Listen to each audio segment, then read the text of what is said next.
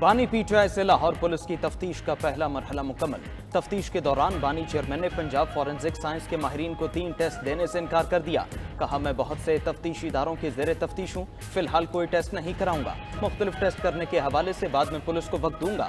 तफ्तीश के दौरान पुलिस ने बानी चेयरमैन से मुख्तलिफ सवालात पूछे। बानी चेयरमैन का सवालात के जवाब देने से इनकार। कहा, मुझे पुलिस पर एतबार नहीं। तफ्तीशी टीम के सरबराह ने जवाब दिया, आप पुलिस के तफ्तीशी अफसरान से ताउन करें, हम आपके साथ इंसाफ करेंगे। डीएसपी जावेद आसिफ की इंसाफ की यकीन दहानी पर बानी चेयरमैन ने 15 मिनट तक पुलिस के सवालात के जवाब दिए।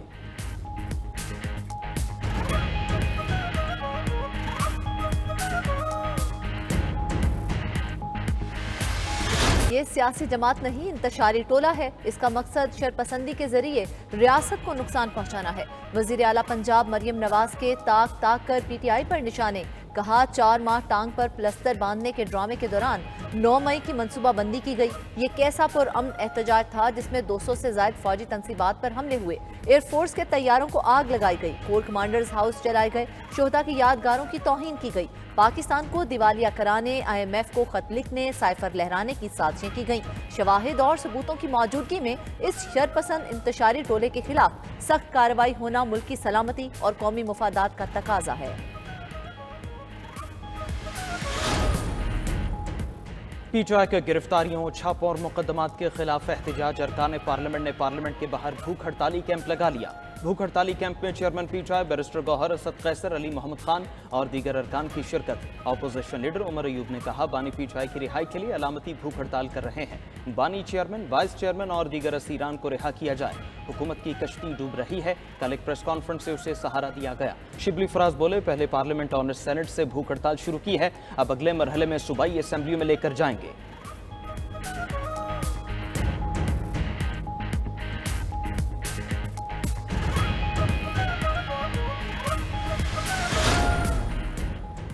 पीटीआई क़यादत की स्पीकर कौमी असम्बली अयाज सादिक से मुलाकात। अपोजिशन रहनुमाओं की गिरफ्तारियों पर स्पीकर से मुदाखलत का मुतालबा कर दिया।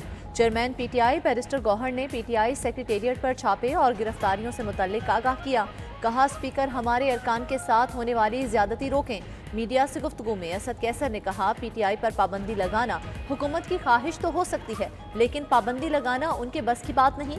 सलमान अकरम राजा बोले, बानी पीटीआई ने 9 मई के हवाले से कोई एतराफ़ नहीं किया। जिन लोगों ने तोड़ फोड़ की उनको सजा दें, लेकिन पूरी पार्टी पर इल्ज़ाम न लगाएं। लोगों को उठाकर जदोकोब करने की कोशिशें बेसूद होंगी।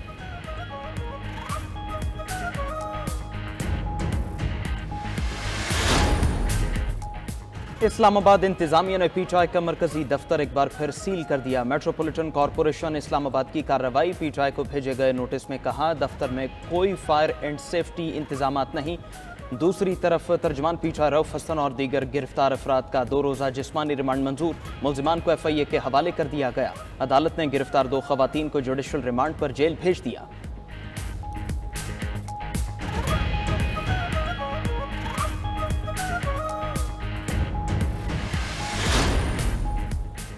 हुकूमत की पीका एक्ट के तहत रऊफ हसन के खिलाफ कार्रवाई। वफाकी हुकूमत ने पीका एक्ट के तहत गिरफ्तार अफराद के ट्रायल के लिए कानूनी तकाजा पूरा कर लिया। वफाकी काबीना ने इस्लामाबाद में पीका एक्ट के तहत ट्रायल के लिए कोर्ट्स की मंजूरी दे दी। सेक्रेटरी इत्तलात पीटीआई रऊफ हसन और दीगर का ट्रायल पीका एक्ट के तहत होगा। इस्लामाबाद हाई कोर्ट के 2 जून के फैसले की रोशनी में अदालतें कायम करने की मंजूरी। एडिशनल डिस्ट्रिक्ट एंड सेशन जजेस, सिविल जज ईस्ट एंड वेस्ट को ट्रायल का इख्तियार दे दिया गया। पीका एक्ट के तहत गिरफ्तारियों में इजाफे का इम्कान। स्पीडी ट्रायल होगा। दीगर सूबों में मुतल्लिका हाई कोर्ट्स के चीफ जस्टिस साहिबान की मुशावरत से जजेस नामजद होंगे।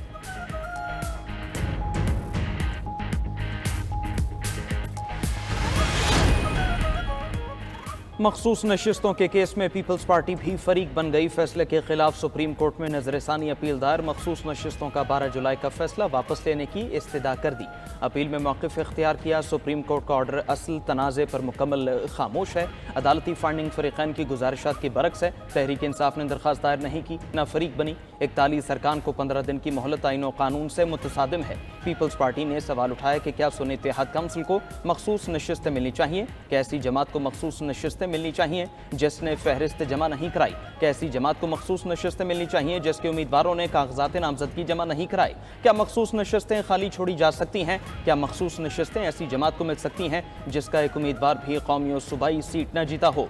मखसूस नशिस्तों से मुतालिक मुतनासिब नुमाइंदगी क्या है? नजरसानी अपील में इलेक्शन कमीशन समेत 11 अफराद को फरीक बनाया गया है।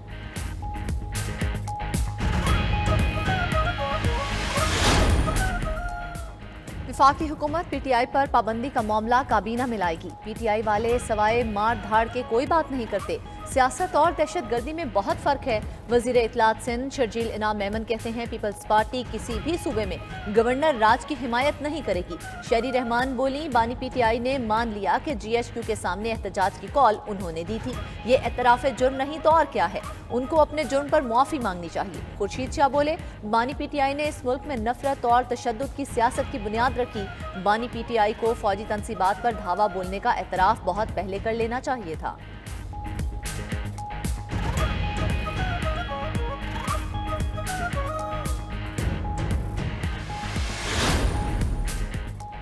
वफाकी काबीना का इजलास कल तलब करने का फैसला। वज़ीर आज़म शहबाज शरीफ ने काबीना इजलास कल 10 बजे बुलाने की हिदायत कर दी। काबीना इजलास में पीटीआई पर पाबंदी का मामला ज़ेर गौर लाए जाने का इम्कान। बानी पीटीआई आरिफ अलवी, कासिम सूरी के खिलाफ आर्टिकल 6 की कार्रवाई पर भी गौर का इम्कान। वफाकी काबीना इजलास में अहम कौमी उमूर ज़ेर बहस लाए जाएंगे। काबीना अरकान को मौजूदा मुल्की हालात पर एतमाद में लिया जाएगा।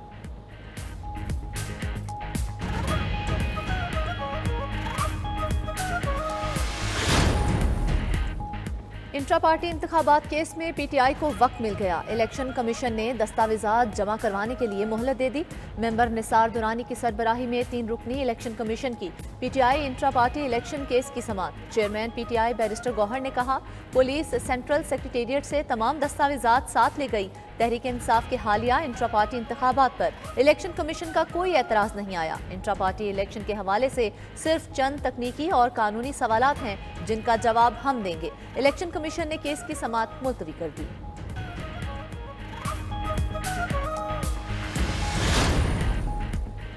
पंजाब में अपोजिशन की जानिब से जमहूरी रिवायात का कत्ल नहीं होने दूंगा। स्पीकर पंजाब असेंबली मलिक अहमद खान ने वाज़ेह कर दिया।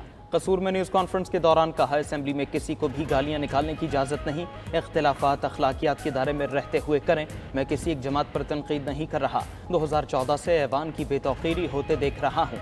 60 अरकान पंजाब असेंबली में हाजिरियाँ लगाने के बाद वापस चले जाते हैं।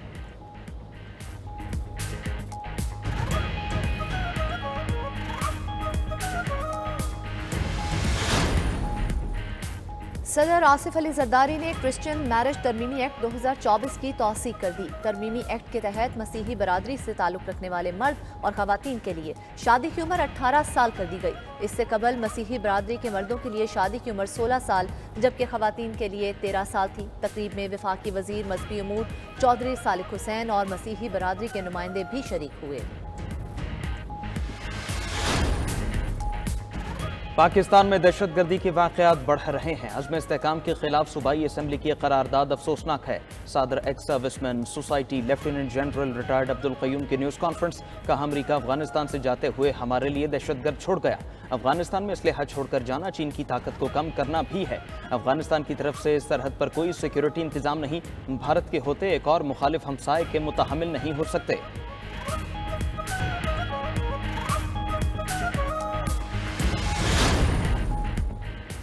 जो जज जानबूझकर गलत फैसला करता है उस पर अल्लाह का कहर नाजिल हो। हमने आइन और कानून की पासदारी का हलफ उठा रखा है।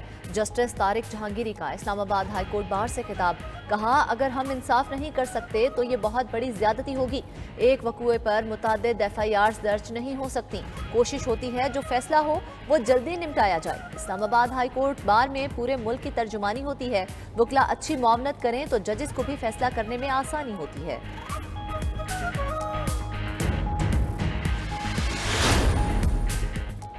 वज़ीर आज़म की ज़ेर सदारत कौमी तरक्की बरामदात बोर्ड का इजलास। शहबाज शरीफ ने मुल्की बरामदात को $60 अरब सालाना पर पहुंचाने का हदफ दे दिया। वज़ीर आज़म ने कहा, हुकूमती पॉलिसियों की बदौलत IT बरामदात $3.2 अरब से तजावुज़ कर गईं। पाकिस्तान की तरक्की के लिए सबको मेहनत करना है। ज़रई बरामदात में मज़ीद इजाफे के लिए वज़ारत कौमी ग़िज़ाई तहफ़्फ़ुज़ बेहतरी के लिए काम करे। ज़रई अजनास की ज़्यादा पैदावार वाली अक़साम को मुतारफ़ कराने के लिए इक़दामात को तेज़ किया जाए। वज़ीर आज़म की हिदायत।